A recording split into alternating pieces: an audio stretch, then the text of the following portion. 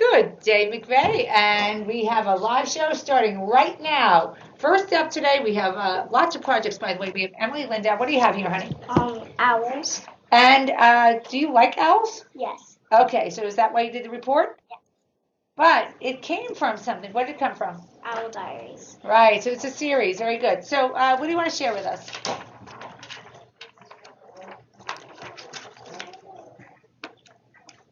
So is the Owl Diary series fiction, nonfiction? It's nonfiction. It's nonfiction. I noticed that the Owl Diary book is Fiction. yeah, but it gives you a lot of information Yes. about owls, so it's realistic fiction, right? Okay, to a large degree. So what did you learn about the owls? That the pictures of the owls are green, or the feathers are green, blue, gray, brown, and pink feathers. Yeah, so she has some cool pictures of owls there. Uh-huh. And so where do they live? The trees in the wild, and some build nests near cactuses near trees and stuff. They live they mostly live in woodlands. Yes. Yeah, so cactuses, where do they grow? In the desert, and some owls go in the desert, so they surround their nest with cacti. Yeah, so, and why would they do that? Why would they surround their nest with cacti? For danger, if their predators come near, they would just get spiked. Right. What's a predator? Someone that someone that eats that kind of animal. Yeah, so predator is kind of like your enemy. They're coming after you, and if you're the one they're coming after, what do they call? What do you call? So I'm the predator. What would you be if I was coming after you? It's an interesting. Prey? Yes, prey. Very good. Okay. So here you go. They catch. Prey with their sharp claws. Yeah, the sharp claws. And let's go to the last page. This is one of my favorite facts about owls. Tell us about this. What do? They are nocturnal, so they are awake in the nighttime, not in the daytime. Yeah, very good. Well done. And guess what? Emily stays on. High five, honey. Because she's going to be joined by Caleb and Vicky, because she also did a report on cheetahs. All right, so tell us about cheetahs. What do you think, Vic? Their life cycle, cheetahs live about 10 to 12 years. 10 to 12 years. What do you think, Caleb? Habitat. Most cheetahs live in Africa. A few cheetahs live in Asia. Cheetahs roam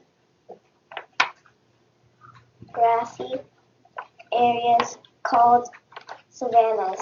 Yeah, they roam grassy areas. What does it mean to roam? Do you know, Emily? Be the king of it. Well, roaming kind of means to sort of travel by walking. Yeah. They are very important to that ecosystem, and they are sort of the but they are important in the jungle. Yes. So most other animals are afraid of the cheetah, so they sort of are like kings, but roam means to walk around in a general area. If we can lift that sign, I'd love it. Yeah. If we lift those pictures, perfect. So why did you decide to study cheetahs?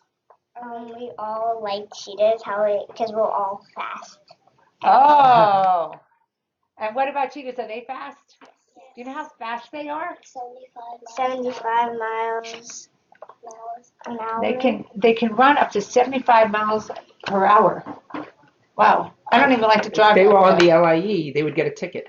That's right. They would be going faster than the speed limit. That's right. They have to go on the Autobahn. Exactly. And what about this fact right there? These cheetahs are wild with big legs. They can be 7 feet tall or long. Long, 7 feet long. So that's pretty long. That's like longer than Mr. Simone is tall. It's longer than Mr. Carlin is tall. That's pretty long, don't you think? Yeah, it's If we long put like Mr. professional Carlin on the basketball floor players. and the cheetah next to him, the cheetah wins. I mean, that's crazy, right? All right, anything else you'd like to share about cheetahs?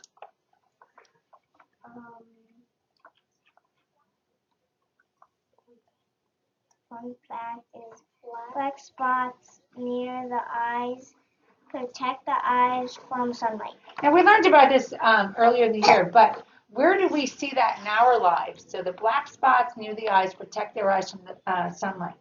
Can you think of something that you see and you say, I wonder why they do that? Like the eye block? Something? The eye block, Yeah. yeah. So the eye black, it's called. So Yeah. you'll see the athletes wear Yeah. black under their I eyes. do.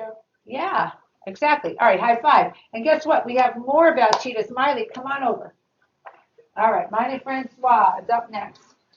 Look what she learned about. I'm going to hold this out for you, Miley. How are you, honey? Good. All right. So, what about cheetahs, honey? Fastest animal in the world. We just learned about how fast they go, and Cheetahs can live up to 20 years. so now they said 12 years, and this one says 20, so it's probably a combination there, but we can check that out. Mm-hmm. Yep. Sometimes they live up to 20 if they live in a zoo, and sometimes maybe 12 in the wild. So that could maybe be. would explain the difference in numbers. Yeah, if they're in captivity, who knows? We can find that out, though. And what else would you like to share? Cheetahs.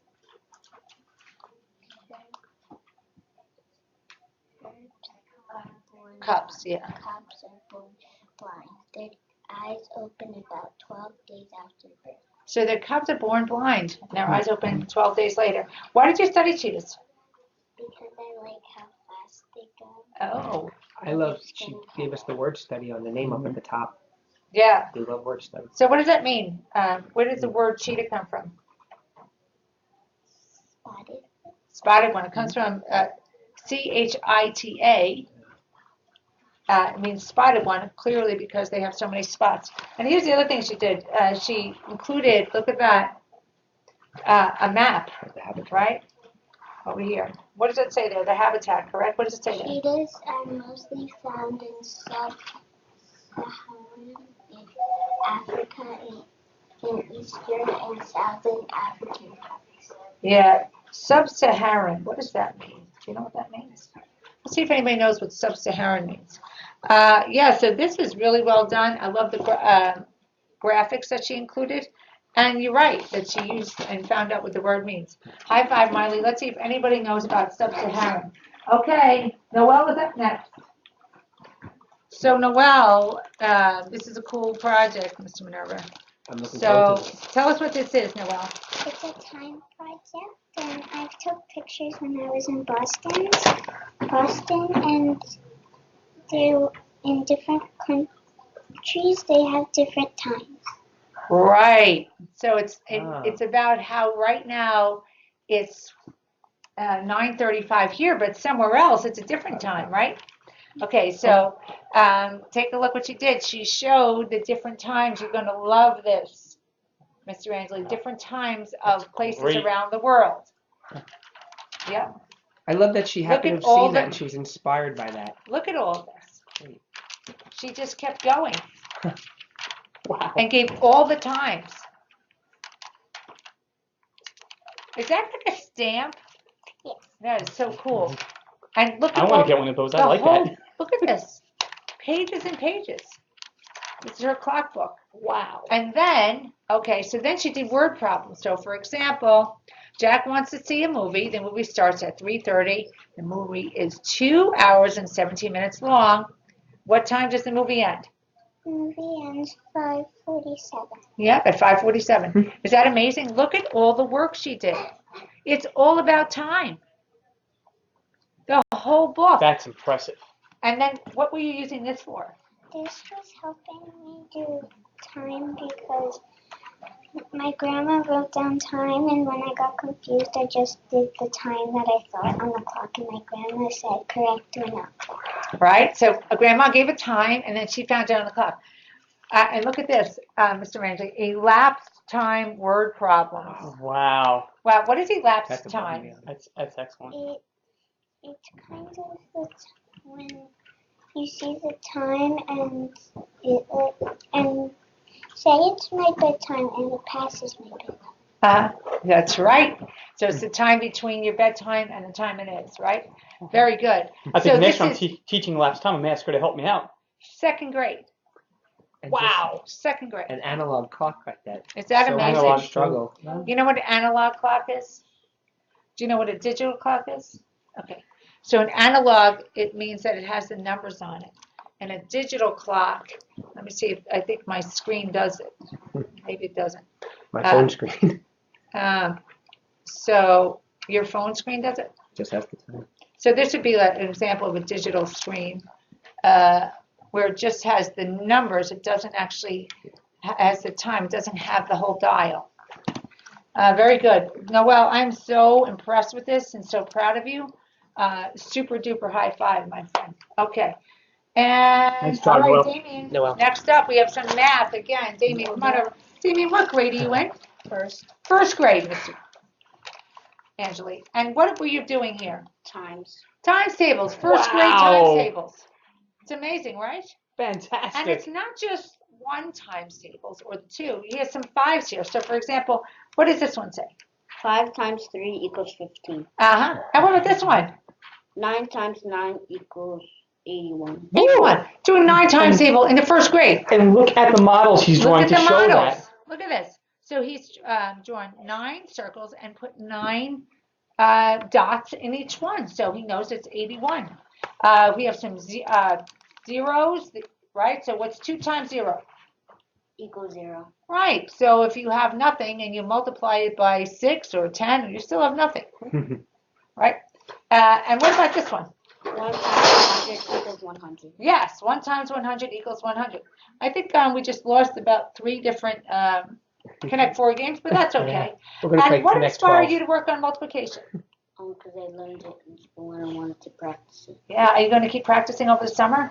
Damien, this is very impressive. You know, That's extremely I'm getting impressive. excited for our Mighty Multiplication Challenge in a couple of years. That's This could right. be our Oh, next yes. champion. Oh, yes. What do you think, Preparing early Damien? You going for to it. keep working on that? All right. And then boys and girls, you got to keep up with Damien. All right. High Mhm. five. Nice job. Nice work. Okay. And Annika. So, Annika, what do you have here, honey? Hamsters. Hamsters. All about hamsters. We haven't had a hamster project ever. All right. So tell us about hamsters. With guinea pigs. Hamsters are the most popular rodents. Oh, all right. I thought it was squirrels for sure. I was Or going with Mickey Mouse. but Mickey fine. Mouse, mice, but they're not. Okay. So, why did you study hamsters? Because I have 2 hamsters at home. You do. What are their names? Hammy and Perry. Ah, all right. So I thought you might say ham and steak or something like that. Okay. Okay, so tell us some cool facts about hamsters.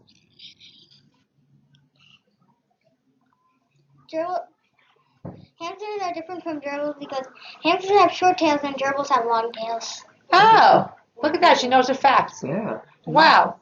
Okay. And are they good pets? Yeah. Yeah. So how often you have to clean them? Like, you have to clean a cage once every week. Oh, that's not so bad. I mean, I could get used to that. That's not too bad. It's all right. All right. And, do you have one of those cool things that go like this? What is that called? Wheel. Yeah, the hamster wheel. That's right. Car wheel, bicycle wheel. Okay. Any other? Here we go. What does that say? Like, it's supposed to be like that. Oh, okay. Sorry. Hamster breed also matter. For example, some hamster breeds are nicer than others. Yeah, you have to really be careful when you get the hamsters. You get the friendly kind, right? Do you have the friendly kind? Yeah. But that's All right. important to know because I don't think a lot of people would know that. So that's Yeah. great advice. I have a Chinese one and I don't know the other one. All right. And so, you know what a rodent is? Like, rodents are like gerbils, hamsters, guinea pigs and like small animals. Yeah, super small mammals. mice That's right. also. Yeah. All right. So this is pretty cool. Does either one of these look like yours? This one. Oh, is that yours? No. Oh, okay. But Alright. it's exactly like it because it's the same kind. All right, cool. Check that out. Oh, and just knock that out there. Perfect. Okay. Anything else you'd like to share about the hamsters? When you hurt hamster, they squeak. Oh. Yeah, I think dogs kind of, when you hurt them, when they get injured, yeah. Dogs kind of make that yelping sound too. And? Before buying a hamster, check out the things that could consider the cost of owning a hamster and how to select a healthy hamster and prepare to bring it home. Yeah, that's pretty good advice for any advice. You know, definitely seek out the information you need to know how to take care of it. Yeah. Do you have chew toys for the hamster? Something for the hamster to bite down on in the cage? Yeah, Do you know why you have those chew toys for the hamster? because it makes their teeth sharp. The teeth sharp, and their teeth never stop growing. So they also wear down their teeth that way. Overall, I think hamsters are the best pets. Yeah, well, you know, they're kind of low maintenance, and you know, I didn't know about their teeth that they keep going. That's We pretty had good. a hamster once upon a time, so There you go. All right, high five, Annika. All right. So, well, come on over. So guess what? I didn't know that we were going to have this, but Manahil was able to come on over. So Manahil was able to make it. So what did you study, Manahil? Goblin sharks. That's right. So why goblin sharks? Because they look scary. It looks like a swordfish. Yeah. Yeah, look at that. That's That is true. a very creepy looking shark. Yeah, it looks like a swordfish, but it also looks like sort of an alien, right? Right. Yeah, a little bit strange. Yep. And what else about goblin sharks? It looks like when I look up something on Google, I was watching a video and there was a goblin shark eating another fish. Oh. So that's a fish right there. Oh, so you drew that, yeah. So that kind of looks like the fish from Nemo, Finding Nemo, right? That looks like Nemo. Yeah, actually. Okay, and what color are they? Bubblegum pink. Yeah, like a very pinkish color. I love the illustrations, by the way. Can you say how big they? So where do they live? Goblin sharks live off the coast of Japan. They also live in the Gulf of Mexico. So what kind of water? Warmer water, cooler water? What do you think? I think they live in the deep water. Deep? Yeah. So is that water warm or cold? Down I'm deep? thinking it's warm. So if it's not getting any sunlight, what do you think it gets the opportunity to get warm? Yeah, so the water deep in the ocean is pretty cool.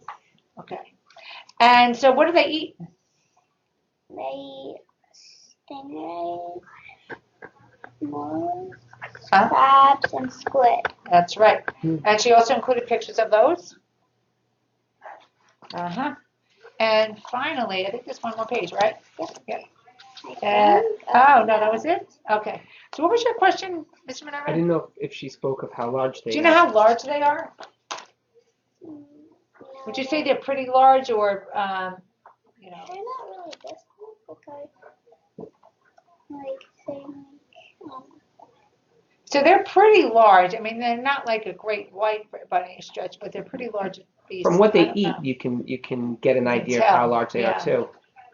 Yeah. So, yeah. So we haven't heard about goblin sharks either. So this is a new one. So what made you study the goblin sharks again? You were just interested, or did you see them somewhere? I didn't see them somewhere, but I just got interested in a book. Oh, in a book. Okay. Good work.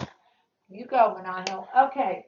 And so that's it for our project today. But we do have a mighty kind moment of the day, which is a little bit unusual and fitting for our last show. Yeah. All right. So, girls, what happened? So tell us what happened and why I asked you to come back. You asked us to come back because we made this fortune teller that was about kindness. Okay. And why, Brianna? Because sometimes some fortune tellers don't have such kind things, and if you're lucky, you get good, and if you're not lucky, you get bad things in a fortune teller. Yeah, so they made a purely kind fortune teller. I love this, and they came to show me, and so you want to do one? All right, so I'll pick a color. How does that sound? Blue. B-L-U-E. Pick a number. 5. 1, 2, 3, 4, 5. Pick a number. 7. Get smart every day. Ah, There you see? go. If let's say I picked 3 on that last one instead, because 3 was an option. Be kind to each other every day. So every fortune has a positive spin to it, because a lot of times it can be like the 8 ball where it's not so kind. And some others are in a world where you can be anything. Be kind. Don't be mean. Be kind to each other every day. Be kind. Treat everyone the way they want to be treated. Don't judge anybody by their look. And get smart every day. And you can never have too many friends. Yeah, I love that one. Don't judge anybody by the way that they look. And so they made this, and they came to share it with me, and I thought it was a fitting way for us to have our last Get Smart show live to see. This is, how many messages there? 8, right? 8 different kindness messages that they came up with, and now sharing with other people.